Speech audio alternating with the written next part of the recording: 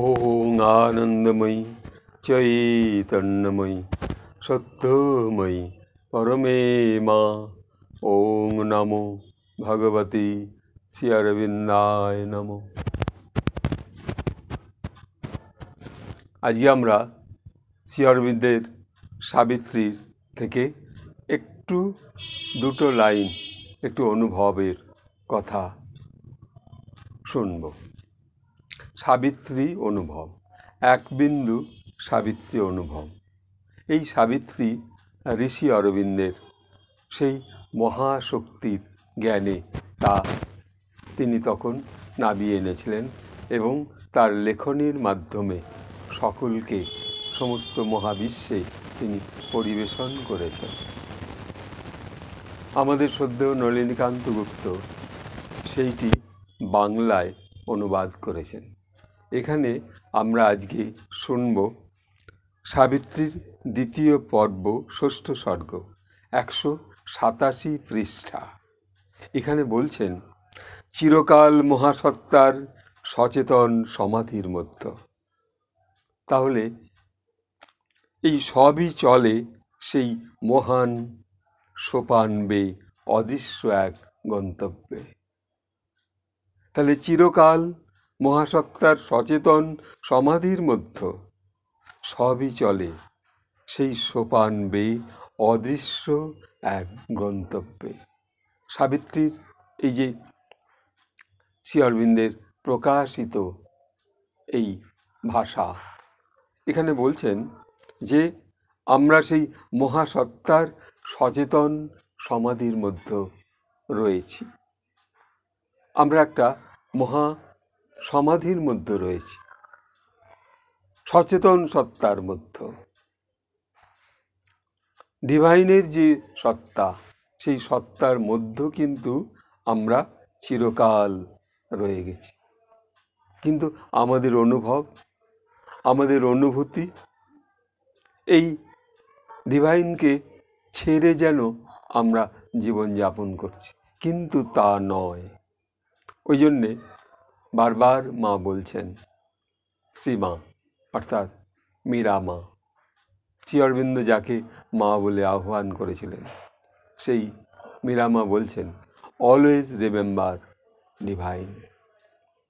কিন্তু এই ডিভাইনকে আমরা যদিও এই মহাসত্তার সচেতন সমাধির মধ্যে এগিয়ে চলেছি, মহাসমাধির মধ্যে,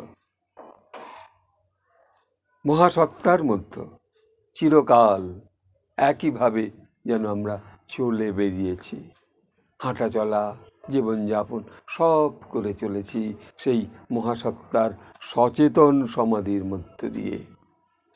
কিন্তু আমরা যেন অচেতন অবস্থায় রয়েছি। তাহলে শ্রী অরবিন্দের সেই যে আলো যিনি নামিয়ে এনেছিলেন মহাবিশ্বের তার সিদ্ধি দিবসে, সেই যে আলোর শক্তি তিনি নামিয়ে আনলেন, যে তোমরা তোমাদের মধ্যে যেন সেই প্রদীপ জ্বালবে। কিসের প্রদীপ? কেমন প্রদীপ? মহাসত্তার সেই প্রদীপ, ডিভাইনকে স্মরণ করে। তা সবই চলে সেই সোপান বেয়ে অদৃশ্য এক গোপন গন্তব্যে। তাহলে সব কিন্তু চলে যাচ্ছে সেই সোপান বেয়ে। এক একটা দিন আসছে, চলে যাচ্ছে। যেমন যদি বলি, এক মহারাজ বলেছিলেন তার ভাবনার মধ্য দিয়ে, এই যে 365টা যেন পাখি প্রতিদিন একটা করে আসছে, আমাদের কিছু বলবার চেষ্টা করছে, কিছু বোঝাবার চেষ্টা করছে, আবার সেই পাখিটি চলে যাচ্ছে। সেই 365 দিন যেন একটি গাছে 365টা পাখি রয়েছে, আর প্রতিদিন একটা করে আমাদের কাছে আসছে, কিছু বলবার চেষ্টা করছে, কিছু ভাবিয়ে তুলবার চেষ্টা করছে, কিছু অনুভূতি দেবার চেষ্টা করছে। প্রতিদিন সেই 365টা পাখি যেন এক একটা দিন চলে যাচ্ছে। কোথায় যাচ্ছে? সেই এক গন্তব্যের সোপান বেয়ে। প্রতিটা দিন যেন আমাদের সেই এক একটা মহাশক্তির সোপান প্রতিদিন পার হয়ে চলেছে, কিন্তু আমাদের মধ্যে সেই আলো স্পর্শ করছে না। কখন একটু আলো স্পর্শ করবে, সেই ধ্যানের অনুভব এসে প্রকাশ করবে, আর ধ্যান এসে আমাদের শরীরে জমবে।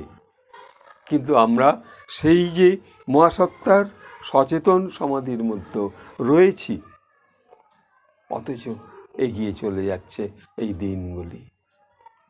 তাহলে শ্রী অরবিন্দের যে আলোর জ্যোতি যদি আমাদের একটা টর্চ লাইটের আলো গায়ে এসে লাগে, আমাদের কোনো অনুভূতিই নাই। দিন আসছে, একটা ডেলাইট আসছে, সেই আলোর সঙ্গে যে জ্যোতি নেমে আসছে, সেই জ্যোতি আমাদের আলোর জ্যোতি, দিনের আলো স্পর্শ করছে। জ্যোতির্ময় আমাদের শক্তি দান করে যাচ্ছে, আমাদের মনে প্রাণে সব সঞ্চয় দিয়ে রেখেছে, কিন্তু আমরা সেটা যুক্ত হতে পারছি না। এই যোগ প্রকৃতির সঙ্গে এই যে যুক্ত হওয়া, এই যুক্তর মধ্যে আমরা থাকতে পারছি না, ভুলে যাচ্ছি। তাহলে আমাদের মধ্যে সেই পরিবর্তন, সেই ট্রান্সফরমেশন মায়ের শক্তির মধ্যে, শ্রী অরবিন্দের শক্তির মধ্যে আমরা আমাদের মধ্যেও সেই যে অনুভব, আমাদের শরীর যে একটা পরিবর্তন করবার যে বাসনা, কর্মের মধ্যে রয়েছি, সন্তান সন্ততি সংসার সব রয়েছে, কিন্তু নিজের যে সাধনা, এই সাধনা কোথায়? একটু প্রকৃতিকে ভাবা, অনুভব করা যে মহাবিশ্বে আমরা এসেছি, কিন্তু তার সচেতন সমাধির মধ্যে রয়েছি, কিন্তু সেই সব যেন চলে যাচ্ছে সেই সোপান বেয়ে। কোথায়? এক অদৃশ্য গন্তব্যে। এই গন্তব্যের দিকে চলে যাচ্ছে, অদৃশ্য, যেন কিছু আমরা স্পর্শ করতে পারছি না। কেন?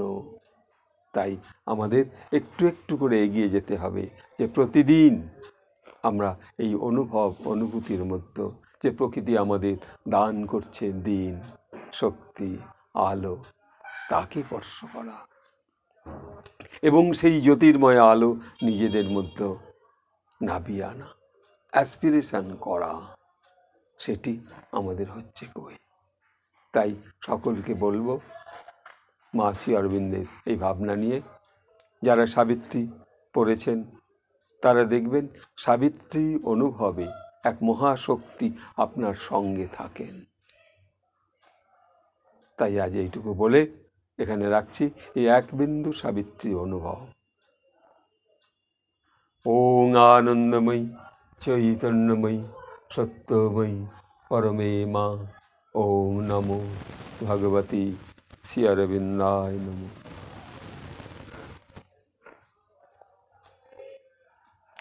সকলকে আমি আমার সশ্রদ্ধা ভালোবাসা জানাই। আগামী শুভ নববর্ষের দিন এগিয়ে আসছে, সকলে ভালো থাকুন, সকলে ভালো থাকবেন, সকলে সুখী থাকবেন, আর এই ডিভাইন শক্তির আলোকে স্পর্শ করুন সাবিত্রী অনুভবের মধ্য দিয়ে। আগামী এই নতুন বছর এগিয়ে আসছে, আমাদের একটা পণ করতে হবে, একটা জেদ করতে হবে, সেই শুভ বৈশাখ থেকে আমরা যেন এগিয়ে যেতে পারি এই আলোর শক্তির দিকে। নমস্কার।